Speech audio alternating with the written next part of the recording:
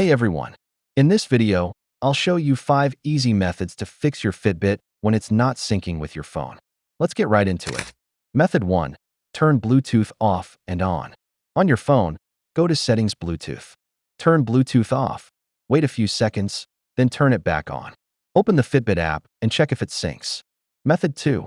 Restart your Fitbit. Press and hold the button on your Fitbit device until you see the Fitbit logo. For some models, go to Settings about Reboot Device. After restarting, open the app and try syncing again. Method 3. Restart your phone. A quick phone restart can fix hidden connection glitches. Once restarted, open the Fitbit app and check if syncing works.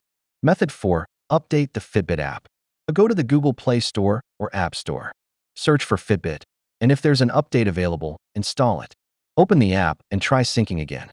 Method 5. Remove and reconnect your Fitbit. Open the Fitbit app. Tap your profile icon, your device name, remove this device.